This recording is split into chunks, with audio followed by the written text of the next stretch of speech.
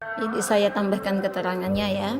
Nah, terkait dengan pemaparan tentang tema yang akan dikaji itu ya, kan bisa misalnya metode hikmah, metode mauidhah, metode jidal dan lain-lain yang sudah disimpulkan ini atau berdasarkan dari tahlili ini, masing-masing bisa terus diperkuat dengan hadisnya ya. Misalnya metode hikmah ini seperti apa, ini coba ditunjang dengan hadisnya. Jadi metode mauidhah seperti apa, mana hadisnya. Banyak sekali justru sebenarnya dalil-dalil semacam ini kita dapatkan dari hadis gitu ya.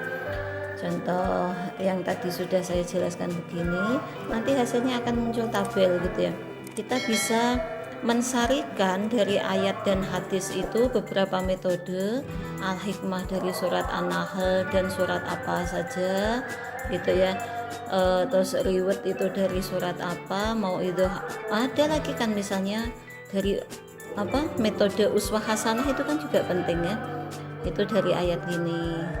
Metode jidal ya, misalnya kita bisa menampilkan ayat-ayat itu dialog antara siapa, Nabi Muhammad dengan para Quraisy kafir, di mana mereka tidak percaya adanya wahyu ayat Al-Quran itu, bahwa itu betul dari Allah. Coba datangkan gitu, itu syair-syair biasa kan gitu ya, banyak orang Arab yang bisa. Nah, akhirnya coba datangkan padaku satu surat. Nah, itu kan tantangan. Jadi jidal itu adalah berbantah-bantahan yang satu pihak itu tidak percaya. Jadi kayak nantang gitu ya, jidal itu nantang. Nah, makanya ketika ada orang, kita menggunakan metode jidal ini untuk menghadapi orang yang tidak percaya. Beda dengan misalnya diskusi, dialog gitu ya, munakosyah yang tadi ditanyakan, itu kan bukan untuk ketidakpercayaan melawan gitu kan, tapi kita mau mencari argumen, membuktikan dan seterusnya gitu. Banyak gitu.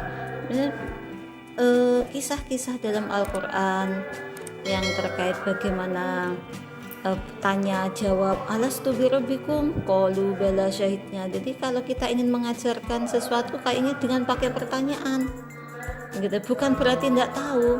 Nah, ini misalnya ya metode hiwar ini kan kayak ada dalam hadis Jibril itu, bagaimana sebenarnya Jibril ingin mengajarkan tentang rukun iman dan rukun Islam pada Nabi Muhammad dan kepada umatnya kan melalui tanya jawab. Orang laki-laki tadi tanya kepada Nabi Muhammad, mal iman, Nabi menjawab, al iman an tu'mina billah atau an tuwahhida gitu ya.